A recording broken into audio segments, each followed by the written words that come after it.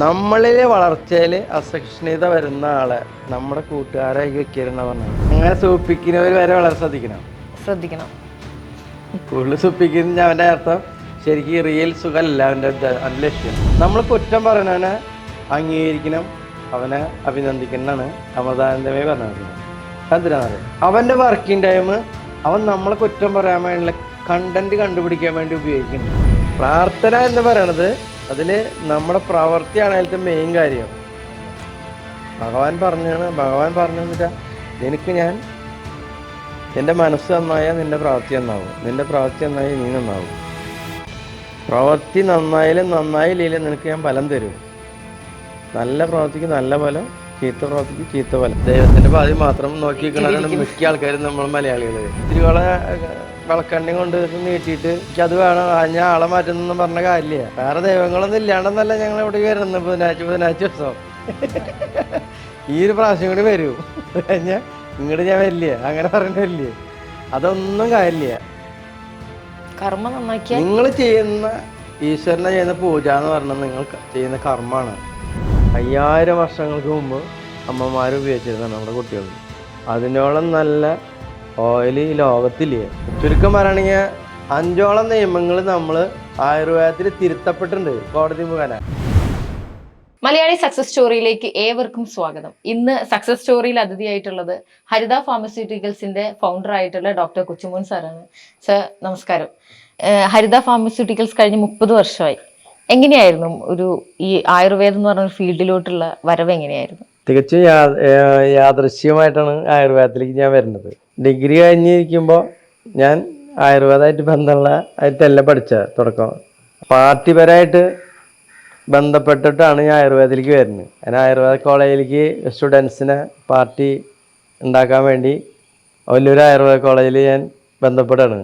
അങ്ങനെ ആയുർവേദത്തിലാണ് ആസിഫൈഡ് യൂണിറ്റ് ഉണ്ടാക്കി. അതിനെ അങ്ങനെ കുറേ ആയുർവേദ സ്റ്റുഡൻസായിട്ട് ബന്ധപ്പെട്ട് പരിചയപ്പെട്ടു. അവരോട് താല്പര്യം വരികയാണ് ആയുർവേദത്തിനോട്.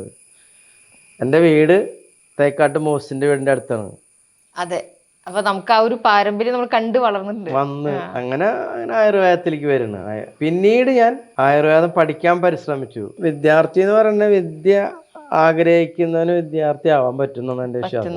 അവിടുന്ന് എപ്പോഴാണ്, കാരണം ഹരിത ഫാർമസ്യൂട്ടിക്കൽസ് എന്നുള്ള ആ ഒരു ലേബലിലോട്ട് എത്തണം, അല്ലെങ്കിൽ ഇത്രയും കൂടെ സീരിയസ് ആയിട്ട് കൊണ്ടുപോകണം എന്നുള്ളൊരു ഇതിലോട്ട് വന്നു? അങ്ങനെ ഒരു ആയുർവേദ ഡോക്ടറായിട്ട് ഷെയറായിട്ട് സൂര്യ ആയുർവേദിക്സ് എന്ന് പറഞ്ഞിട്ട് ഒരു സ്ഥാപനം തുടങ്ങുകയാണ് 32 വർഷം മുന്നേ. അങ്ങനെ അത് അവർ ആ കോഴ്സ് കഴിഞ്ഞ് അവർ കൊല്ലത്തുള്ളൊരു ഡോക്ടറായിരുന്നു.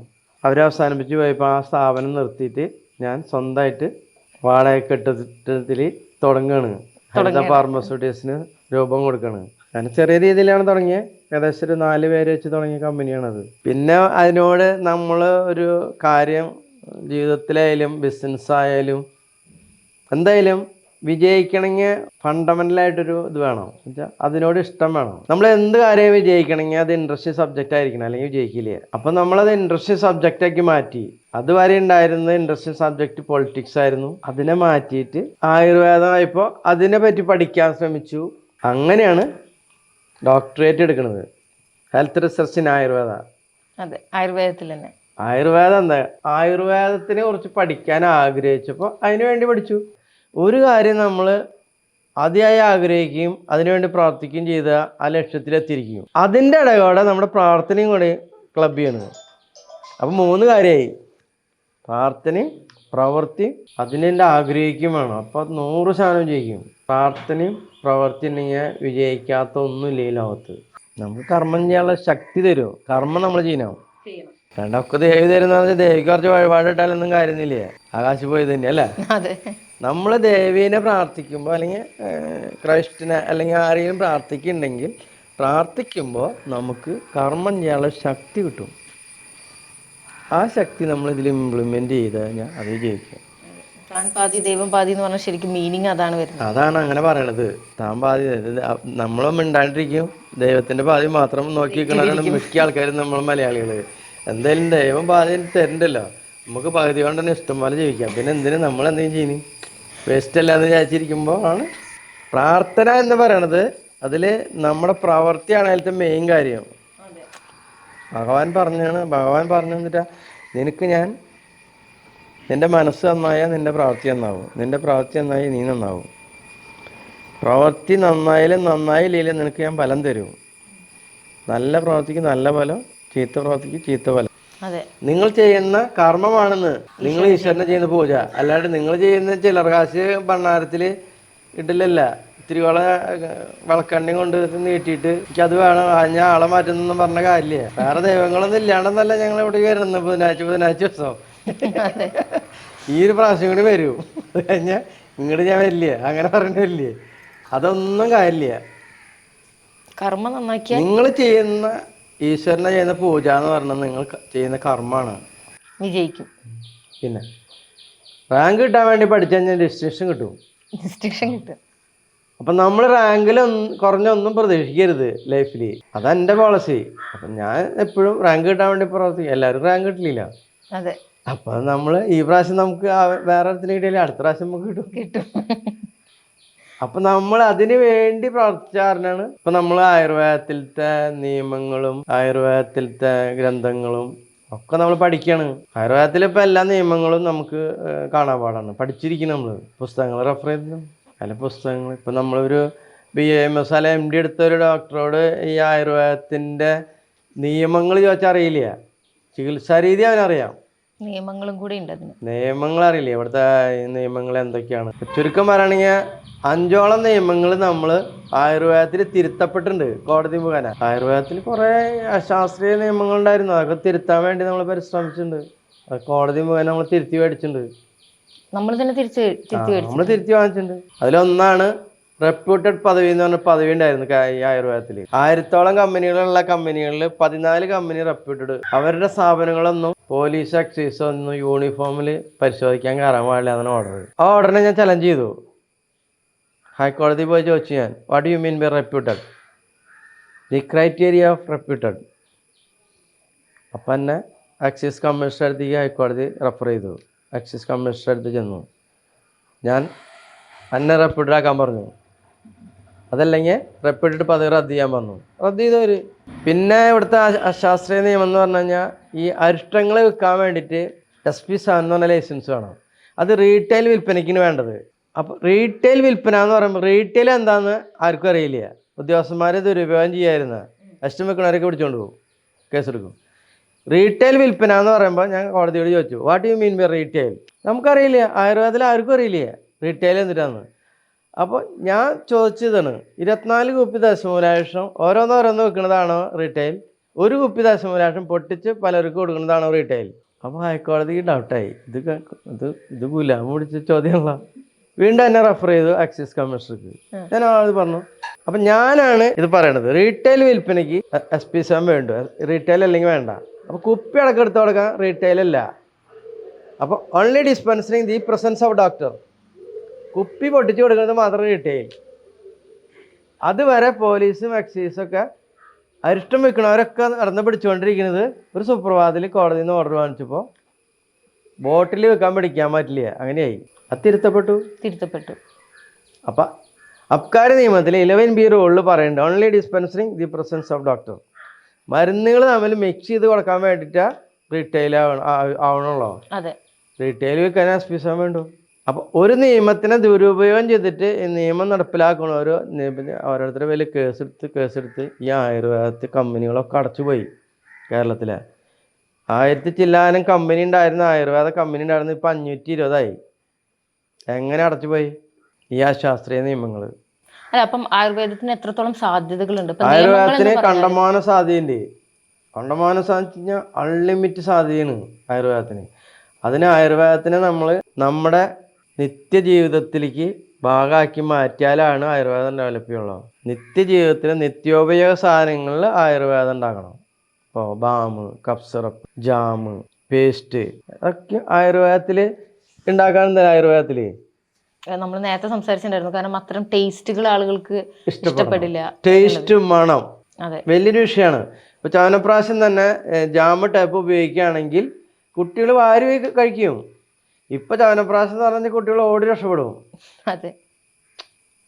മറ്റത് കുട്ടികൾ ചവനപ്രാശം എടുത്ത് വെച്ച അട്ടത്തമ്മ കയറി കഴിഞ്ഞാൽ അപ്പോൾ നമുക്ക് വല്ല സ്റ്റൂളിട്ട് കയറി എടുത്ത് കഴിക്കും, ഇഷ്ടമുള്ളതാണെങ്കിൽ. ആ ടേസ്റ്റിലേക്ക് കുട്ടികളെ വരുത്തണമെങ്കിൽ ടേസ്റ്റ് ആക്കണം. അതായത് അതിൻ്റെ സാങ്കേതിക വശം എന്ന് പറയുമ്പോൾ ഇപ്പോൾ ചവനപ്രാശം എന്ന് പറയുമ്പോൾ യോഗപ്രകാരം ഉണ്ടാകണം ചവനപ്രാശം. പക്ഷെ അതിൽ കുറച്ച് ചേഞ്ച് വരുത്തിയത് പാറ്റൻ്റ് ആയിട്ട് എടുക്കാം. ചവന ഗോൾഡ് എന്നാ, ചവന സ്പെഷ്യൽ എന്നൊക്കെ പറഞ്ഞിട്ട്. അപ്പോൾ നമുക്ക് നമ്മുടെ ഇഷ്ടങ്ങൾ, അതായത് ചവനപ്രാശം തന്നെ നല്ല രീതിയിൽ കട്ടിയിൽ ഉണ്ടാക്കുന്നതിന് പകരം കുറച്ച് തേന ആഡ് ചെയ്ത് കഴിഞ്ഞാൽ അത് ലൂസാവുമ്പോൾ കുട്ടികൾക്ക് നല്ല ടേസ്റ്റ് ആവും. തേനിൻ്റെ മധുരം. അപ്പോൾ കുട്ടികൾ എന്ത് ചെയ്യും, കാലത്തേറ്റ് ചവനപ്രാശം കിട്ടിയിട്ട് കുട്ടികൾ സ്കൂളിൽ പോകാൻ വെച്ചാൽ കുട്ടികളെ പോകാം. അല്ലെങ്കിൽ ചവനപ്രാശം എങ്ങനെ കിട്ടാണ്ട് സ്കൂളിൽ പോകാൻ പറ്റുന്ന കുട്ടി ആലോചിക്കും, അമ്മ മറക്കട്ടെ എന്ന് പ്രാർത്ഥിക്കും. മറ്റേത് അങ്ങനെയല്ല, നമ്മൾ ചോദിക്കും. അത് ജാമ് ടൈപ്പിൽ ഇറക്കണം. ഡാബറിൻ്റെ ചവനപ്രാശമൊക്കെ ഇവിടെ വന്ന സൂപ്പർ മാർക്കറ്റിൽ വെച്ച് വരുന്നത് കാണുള്ളൂ, അപ്പോഴേക്കും പോവും. എന്തുകൊണ്ടാണ്? അവർ ടേസ്റ്റ് ആക്കണ്, നമ്മുടെ പാരമ്പര്യ രീതിൻ്റെ ആക്കണ്. നമ്മുടെ രീതി എന്ന് പറഞ്ഞു കഴിഞ്ഞാൽ അതിന് ടേസ്റ്റ് കുട്ടികൾക്ക് ഇഷ്ടാവില്ല, മനുഷ്യർക്കും ഇഷ്ടാവില്ല. അത് രോഗത്തിന് കഴിക്കുന്നതാണ്. അല്ല, പണ്ടുള്ളതിനേക്കാൾ കൂടുതൽ ആയുർവേദത്തിനോട് ആളുകൾക്കുള്ള ഒരു ട്രസ്റ്റ് ഇപ്പം എങ്ങനെയാണ്? ആൾക്കാർക്ക് കോവിഡിന് ശേഷം ആയുർവേദത്തിനോട് കൂടുതൽ അടുത്തുണ്ട്. പക്ഷെ അത് ഫലപ്രദമാനം ഉപയോഗിക്കുന്നില്ല. അവിടെയാണ് ഇവിടുത്തെ എനിക്ക് തോന്നിയിട്ടുള്ളത്. അല്ല, ആയുർവേദത്തിന്റെ അത്തരത്തിലുള്ള ഗുണങ്ങൾ എന്താണ്? ഡെയിലി യൂസ് ചെയ്യുന്നതുകൊണ്ട് അഡീഷണൽ കിട്ടുന്ന മെഡിസിൻ ഗുണമല്ല കിട്ടുന്നത്. ഇപ്പം ചവനപ്രാശം ജാമ ഉപയോഗിക്കുന്നവരും ചവനപ്രാശം ഉപയോഗിച്ച് കഴിഞ്ഞാൽ അവന് ടേസ്റ്റ് ഫുഡാവുകയും ചെയ്തു, അഡീഷണലായിട്ട് മെഡിക്കൽ ഗുണം കിട്ടിയില്ലേ. ജാമിന് അത് കിട്ടില്ല. അവന്മാർ ഈ നമ്മൾ ചക്കപ്പൊടി, ആയുർവേദമാണ്, ചക്ക ഒരു ഫ്രൂട്ടല്ല, അതിൻ്റെ പൊടി ഇന്ന് നമ്മളുണ്ടാക്കുന്ന ഇവിടെ ഉപയോഗിക്കുന്ന ഓട്സിന് സബ്സ്റ്റിറ്റ്യൂട്ടായിട്ട് നമ്മൾ ചക്കപ്പൊടി വീറ്റും കൂടി മിക്സ് ചെയ്തിട്ട് ഒരു ഐറ്റം ഉണ്ടാക്കണത്. അത് ആൾക്കാർ ദോശയും ഇഡ്ഡലിയും ഒക്കെ ഉണ്ടാക്കി കഴിക്കണേ. അപ്പം എന്ത് ചെയ്യും, നമ്മളടുത്ത് ചക്ക ഉപയോഗിക്കാൻ പറ്റും, അതിപോഷനാണ്. ചക്ക എന്ന് പറഞ്ഞാൽ അത്രയ്ക്കും പോഷണമുള്ള ഇതാണ്. ഈവൻ ക്യാൻസർ രോഗികൾക്ക് പോലും ചക്കപ്പൊടി കഴിക്കാമെന്ന് ഡോക്ടേഴ്സ് പറയുന്നത്. കാരണം എന്താ വെച്ചാൽ അതിൽ അത്രയധികം വൈറ്റമിൻസ് ഉണ്ട്, ഷുഗറിന് കൺട്രോൾ ചെയ്യും. നമ്മുടെ ചക്ക രണ്ടാം കൂടി ആയിട്ട് അവിടെ ഇവിടെ ചീഞ്ഞു പോകണം. ഈ ചക്ക എടുത്ത് പൊടിച്ച് ദോശ ഇഡ്ഡലി ഉണ്ടാക്കി കഴിച്ച് കഴിഞ്ഞാൽ പകുതി ഗോതമ്പ് പൊടിയും പകുതി ചക്കപ്പൊടിയും കൂടി മിക്സ് ചെയ്തിട്ട് ദോശ ഇഡ്ഡലി ഉണ്ടാക്കുകയാണെങ്കിൽ എല്ലാ ദിവസവും ദോശ ഇഡ്ഡലി ആൾക്കാർ കഴിക്കില്ലേ നമ്മളവിടെ. അത് ഇത് ഉണ്ടാക്കി കഴിച്ച് നോക്കിയാൽ ആരോഗ്യം സംരക്ഷിക്കപ്പെടും, വൈറ്റമിൻ കൺട്രോള് ഷോർട്ട് തീരും, പ്ലസ് നമ്മുടെ നാട്ടിൽ സാമ്പത്തികം വലുതാവും. ആയുർവേദത്തിൽ അതുപോലെ തന്നെ നമ്മുടെ അവിടുത്തെ ഈ ഹെയർ ഓയിൽസും മൊത്തം അതിൻ്റെ ഗുണം മാറാണ്ട് മണത്തിലൊക്കെ മാറ്റം വരുത്തി കഴിഞ്ഞാൽ ആൾക്കാർ സഫിഷ്യൻ്റായി ഉപയോഗിക്കും. ഇപ്പം നമ്മുടെ അവിടെ എത്രയോ ആൾക്കാർ ഈ മിനറൽ ഓയിൽ ഉപയോഗിക്കുന്നത്. ഇപ്പോൾ കുട്ടികൾക്ക് ജോൺസൺ ആൻഡ് ജോൺസൺ എന്ന് പറഞ്ഞിട്ട് കുട്ടികൾക്ക് പറ്റണില്ല, അത് മിനറൽ ഓയിലല്ലേ. നമ്മുടെ നാളേരം പാല് പിഴിഞ്ഞ് വെന്ത വെളിച്ചെണ്ണ എന്ന് പറഞ്ഞു കഴിഞ്ഞാൽ 5000 വർഷങ്ങൾക്ക് മുമ്പ് അമ്മമാർ ഉപയോഗിച്ചിരുന്നതാണ് നമ്മുടെ കുട്ടികൾക്ക്. അതിനോളം നല്ല ഓയിൽ ഈ ലോകത്തില്ലേ.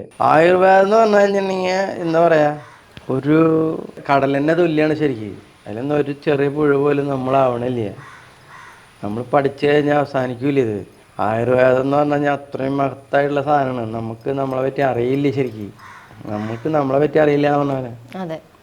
അല്ല, ഇപ്പം 30 വർഷം മുൻപ് തുടങ്ങുന്ന സമയത്ത് ആയുർവേദത്തിന്റെ സാധ്യതയും ഇപ്പോൾ ഉള്ള ആയുർവേദത്തിന്റെ സാധ്യതയും എങ്ങനെയാണ് അതിനെ കാണുന്നത്? ആയുർവേദത്തിനെ മോഡേൺ ആയുർവേദമാക്കി കൺവെർട്ട് ചെയ്യണം. പണ്ട് കാലത്ത് ആയുർവേദത്തിനെ മാറ്റാന്ന് വെച്ച് കഴിഞ്ഞാൽ അതിനെ മൊത്തം മാറ്റമല്ല ഉദ്ദേശിക്കുന്നത്. അതിൽ നല്ലതിനെടുത്തിട്ട് നമ്മൾ ഓരോ കാലങ്ങൾക്കനുസരിച്ച് മാറ്റം വരുത്തുന്നത് നമ്മൾ മാറ്റണം. ലോകത്ത് മാറ്റം എന്ന വാക്കിന് മാത്രം മാറ്റം ഇല്ലാത്തുള്ളതെന്നാണ് മാർക്സ് പറഞ്ഞത്. അങ്ങനെ മാറിക്കൊണ്ടിരിക്കുകയെങ്കിൽ അത് മുരടിക്കും.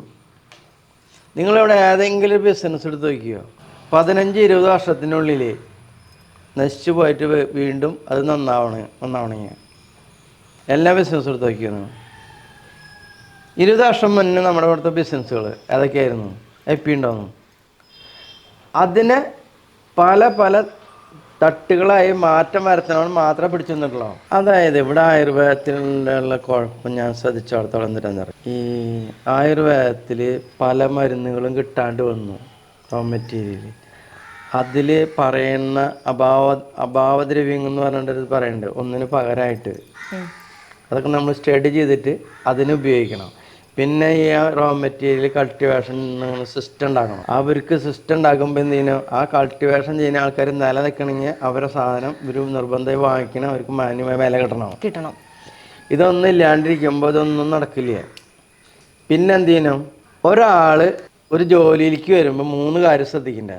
അത് ഇതിന് കിട്ടുന്നുണ്ടോ നോക്കണം, അംഗീകാരം ഉണ്ടോ നോക്കണം, സേഫ്റ്റി ഉണ്ടോ നോക്കണം, സ്വാതന്ത്ര്യം ഉണ്ടോ നോക്കണം. നമ്മളൊരു ജോലിക്ക് വരും 3 കാര്യമാണ് നമ്മൾ ആഗ്രഹിക്കുക. ഇത് നാളെ പൂട്ടി പോവോ, അത് സേഫ്റ്റി. അല്ലെങ്കിൽ എന്തുണ്ടാവും, അപ്പോൾ 8 മണിക്കൂർ ജോലി, നാളെ 6 മണിക്കൂർ ജോലിയുള്ളൂ, 2 മണിക്കൂർ വേറെ ജോലി തന്നെ കഴിക്കാൻ പോകും. ഇതിപ്പോൾ 7 സമയത്ത് പൊട്ടി പോകും. അത് കഴിഞ്ഞാൽ നമുക്ക് ഇവിടുന്ന് രക്ഷപ്പെടണം. അതെ. പിന്നെ ഒരു അംഗീകാരം, എന്ത് ചെയ്താലും മുതലാളി അംഗീകരിക്കില്ല ഒരു കാര്യത്തിനും, കുറ്റപ്പുറത്തിന് മാത്രം. അതെ. പിന്നെ സ്വാതന്ത്ര്യം ഇല്ല, കാശൊക്കെ കിട്ടും, ഒരു സ്വാതന്ത്ര്യം ഇല്ല.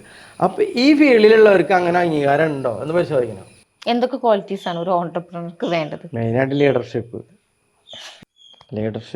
Is must. പിന്നെ നമ്മളിലെ വളർച്ചയിൽ അസഹിഷ്ണുത വരുന്ന ആളെ നമ്മുടെ കൂട്ടുകാരായി വെക്കരുന്ന പറഞ്ഞാണ്. നമ്മുടെ വളർച്ചയിൽ നമ്മൾ കാണുമ്പോൾ ചിരിക്കും. അതെ. അവൻ്റെ ഉള്ളിൽ നമ്മുടെ അധപതനായിരിക്കും ഇഷ്ടം. അത് നമ്മൾ മണത്തറിഞ്ഞു കഴിഞ്ഞാൽ അവനെ പിന്നെ നമ്മുടെ അയൽപ്പക്കത്ത് പോലും വെക്കരുത്. അല്ല, അങ്ങനെ നമ്മുടെ കൂടെ നിന്ന് നമ്മളുടെ വീഴ്ചയാണ് ഒരു വ്യക്തി ആഗ്രഹിക്കുന്നതെന്ന് അങ്ങനെയുള്ള വ്യക്തികളെ തിരിച്ചറിയാൻ നമുക്ക് ആ രീതിയിൽ നമ്മൾ പ്രാർത്ഥന തന്നെ കണ്ടുപിടിക്കാൻ പറ്റും. നമ്മുടെ പ്രാർത്ഥന കൊണ്ട് നമുക്ക്, അതാണ് സിക്സ്ത് സെൻസ് എന്നൊക്കെ പറയുന്നില്ല ആൾക്കാർക്ക്. നമ്മളിങ്ങനെ നിരന്തരം പ്രവർത്തിക്കുമ്പോൾ ചിലപ്പോൾ അവൻ നമ്മളെ കൂടുതൽ സൂപ്പിക്കുന്നുണ്ടാവും. അതെ, അതിൽ വീണു പോവും എല്ലാവരും. അങ്ങനെ സൂപ്പിക്കുന്നവർ വരെ വളരെ ശ്രദ്ധിക്കണം. കൂടുതൽ സൂപ്പിക്കുന്ന അവൻ്റെ അർത്ഥം ശരിക്കും റിയൽ സുഖമല്ല അവൻ്റെ ലക്ഷ്യം. പിന്നെ നമ്മൾ ആരെ പറ്റിയിട്ടും കുറ്റം പറയാതിരിക്കുക. നമ്മൾ ആരെ പറ്റിയാണ് കുറ്റം പറഞ്ഞോട്ടെ, വ്യത്യാസം മനസ്സിലായി. നമ്മളെ പറ്റി ആര് വേണേലും കുറ്റം പറഞ്ഞോട്ടെ, നമ്മൾ ആരെ പറ്റിയും കുറ്റം പറയാതിരിക്കുക. കാരണം എന്താ പറയുക, നമ്മളൊരാളെ കുറ്റം പറയുമ്പോൾ നമ്മുടെ ബോഡി ഹീറ്റ് ആവുക, നമുക്കാണ് പ്രഷർ ചേഞ്ച് ഒക്കെ വരിക. അതെ. നമ്മൾ കുറ്റം പറഞ്ഞ ആള് ഇവിടെ അറിയണ്ടാവില്ല. അവൻ ചിലപ്പം പരന്തരപ്പള്ളിയിൽ ബാറിൽ സ്മോൾ അടിച്ചിരിക്കാവും, അടിച്ചു പൊളിച്ച്. 10 ആളെ നമ്മൾ ഇതേപോലെ നമ്മൾ കുറ്റം പറഞ്ഞ നമ്മുടെ ശരീരം വീക്കാവും. 10 തവണ നമ്മൾ താഴെ പോയി. അവനോ നമ്മൾ 10 ആളെയും കുറ്റം പറഞ്ഞു അവരടിച്ചു പൊളിച്ച് നടക്കണ്ടാവും. ചിലപ്പോൾ സിനിമയ്ക്ക് ഉപയോഗിക്കേ സ്മോൾ അടിക്കുക, അല്ലെ ചോറിനൊക്കെ ചെയ്യുന്നുണ്ടാവും. താഴേനെ പോലും ഇല്ലേ. അതുകൊണ്ടാണ് നമ്മൾ ആരെയും കുറ്റം പറയരുതെന്ന് പറഞ്ഞു. നമ്മളെ പറ്റി ആരും ആരും കുറ്റം പറഞ്ഞത്. പിന്നെ കുറ്റം പറഞ്ഞ ആൾക്കാരാണ് വലിയ ആൾക്കാരെന്ന് മനസ്സിലാക്കുക. വലിയ ആൾക്കാർ കുറ്റം പറയുള്ളൂ, ധർമ്മക്കാരെല്ലാവരും കുറ്റം പറയാം. അപ്പൊ നിങ്ങളെ കുറ്റം പറയണെങ്കിൽ നിങ്ങൾക്ക് എന്തെങ്കിലും ക്വാളിറ്റി ഉണ്ടായിരിക്കും. ഇദ്ദേഹത്തിന് കുറ്റം പറഞ്ഞ് ഇദ്ദേഹം ഈ ഫീൽഡിൽ മറ്റുള്ളവർക്ക് തലവേദനയാവുന്ന രീതിയിൽ വലുതായതിന്റെ ആവും. ഇങ്ങനെ കുറ്റം പറയുന്ന ആൾക്കാരുടെ അടുത്ത് എങ്ങനെയാണ് പെരുമാറുന്നത്, അല്ലെങ്കിൽ എങ്ങനെയാണ് അവരെ ഹാൻഡിൽ ചെയ്യുന്നത്? നമ്മൾ അവരെ അടുത്ത് ജനിച്ച് കാണിക്കണം. നമ്മൾ അവരോട് വേറെ ഒന്നും പറയരുത്. എന്താ കാരണം എന്നറിയും, നമ്മൾ കുറ്റം പറയുന്നവനെ അംഗീകരിക്കണം, അവനെ അഭിനന്ദിക്കണമെന്നാണ് അമൃതാനന്ദമേ പറഞ്ഞിട്ടുള്ളത്. എന്തിനാണെന്നറിയാം, അവന്റെ വർക്കിംഗ് ടൈം അവൻ നമ്മളെ കുറ്റം പറയാൻ വേണ്ടിയുള്ള കണ്ടന്റ് കണ്ടുപിടിക്കാൻ വേണ്ടി ഉപയോഗിക്കണം. സമയം ഉപയോഗിക്കണം. അവൻ എങ്ങനെ കുറ്റം പറയാം. അപ്പൊ അവന്റെ സമയം എല്ലാവർക്കും 24 മണിക്കൂറല്ലേ ഉള്ളോ, അതിൽ നിന്ന് 1 മണിക്കൂർ 2 മണിക്കൂർ എടുത്തിട്ട് നമുക്ക് വേണ്ടി. അപ്പൊ അവന് നമ്മൾ അംഗീകരിക്കണ്ടേ? തീർച്ചയായിട്ടും അഭിനന്ദിക്കണം. അപ്പൊ അതുകൊണ്ട് കുറ്റം പറയാൻ നമ്മൾ ഒരിക്കലും തിരിച്ച് ഒന്നിനും പോകരുത്, അവനെ അഭിനന്ദിക്കുക. ഫാമിലിയുടെ ഒരു സപ്പോർട്ട് എങ്ങനെയാണ് നമ്മുടെ ഈ ഒരു ഹരിത ഫാർമസ്യൂട്ടിക്കൽസും ബിസിനസ്സുകാരൻ എന്ന രീതിയിൽ? എൻ്റെ ഒപ്പം ആള് എപ്പോഴും ഫാമിലി എൻ്റെ കൂടെ ഉണ്ടാവും. ആള് ബിസിനസിന്റെ വിജയത്തിന്റെ വളർച്ചയുടെ ഒപ്പം വളർച്ചയ്ക്ക് ആൾക്ക് തുല്യ പങ്കാളിത്തം കൊടുക്കണം. ആള് നമ്മൾ ചെറിയ രീതിയിലാണല്ലോ തുടങ്ങിയത്. ആദ്യമൊക്കെ ആള് എല്ലാ മരുന്ന് വാങ്ങിക്കാൻ പോലും ഒരാള് ചെയ്യും. അത്രയധികം നമ്മൾ ഹാർഡ് വർക്ക് ചെയ്ത് ഒപ്പം ആളുണ്ടായിരുന്നു. പഴയ കാര്യങ്ങളൊക്കെ ആലോചിച്ച് കഴിഞ്ഞാൽ എനിക്ക് കരച്ചിൽ വരും, ഭയങ്കര ഫീലിങ്സ്. അപ്പോഴും ഇന്നും നമ്മൾ ഈ തളരാണ്ട് നിൽക്കണമെന്ന് നേരത്തെ പറഞ്ഞ പോലെ പ്രാർത്ഥന കൊണ്ടാണ്. നമ്മൾ എന്നേ നിർത്തിപ്പോണ്ട ഈ പരിപാടികളാണെന്നല്ലെങ്കിൽ വൈഫിൻ്റെ സപ്പോർട്ട് കാരണമാണ്. ഞാൻ കല്യാണം കഴിഞ്ഞതിന് മുന്നേ സൂര്യ എന്ന് പറഞ്ഞ കമ്പനി ഉണ്ട് എനിക്ക്. അതിന് ശേഷം കല്യാണം കഴിഞ്ഞതിന് ശേഷമാണ് ഈ ഹരിത എന്ന് പറഞ്ഞ കമ്പനി രൂപീകരിക്കുന്നത്. അന്നൊട്ട് ഇന്ന് വരയ്ക്കും ഇതിൻ്റെ എല്ലാ വളർച്ചയിലും വൈഫിന് തുല്യ പ്രാധാന്യമുണ്ട്. കാരണം വെച്ചാൽ ചെറുതായിരിക്കുമ്പോൾ തന്നെ ഞങ്ങളെല്ലാ കാര്യവും ചർച്ച ചെയ്ത് എല്ലാ കാര്യത്തിനും കൂടെ പോയി. എവിടേക്കെങ്കിലും ഞങ്ങൾ പോവുകയാണെങ്കിൽ ആളോട് നോക്കും, ഞാൻ പുറത്തേക്ക് പോകുമ്പോൾ എല്ലാ കാര്യങ്ങളും തുല്യമായിട്ട് പ്രവർത്തിച്ച് ഇന്ന വരെ എല്ലാ വളർച്ചയിലും ആൾക്ക് തുല്യ പങ്കാളിത്തമുണ്ട്. മകള് ബികോം ഫിനാൻസിന് പഠിക്കുന്നു. ഹരിത. ഹരിത, അതെ, നമ്മുടെ ഇഷ്ടപ്പെട്ട പേര്. നമ്മൾ ഇത്ര നേരം സംസാരിച്ചെന്ന് പറയുന്നത് ശരിക്കും പറഞ്ഞു കഴിഞ്ഞാൽ ഒരു ആയുർവേദം ബേസ് മാത്രമായിരുന്നില്ല. ഒരു ഓണ്ടർപ്രണർ എന്ന് പറയുമ്പോൾ എത്ര സിമ്പിൾ, അല്ലെങ്കിൽ എപ്പോഴും ചിരിച്ചിരിക്കുക, ഹാപ്പി ആയിട്ടിരിക്കുക. മാത്രമല്ല ഓണ്ടർപ്രണർഷിപ്പിൽ നമ്മളുടെ എയിം എന്ന് പറയുന്നത് കുറേ നമ്മളൊരു ബ്രാൻഡ് ആവുക എന്നതിലൊക്കെ ഉപരിയായിട്ട് നമ്മളുടെ ഇഷ്ടത്തിനെ കൊണ്ടുവരിക എന്നുള്ളതാണ്.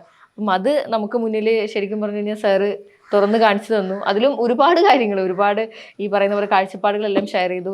എനിവൈസ് ഇനിയും ഒരുപാട് ഉയരങ്ങളിൽ ഹരിത ഫാർമസ്യൂട്ടിക്കൽസിന് എത്താൻ സാധിക്കട്ടെ, ഒരുപാട് സന്തോഷങ്ങൾ കീഴടക്കാൻ സാധിക്കട്ടെ എന്ന് ആശംസിക്കുന്നു, പ്രാർത്ഥിക്കുന്നു sir. Thank you so much.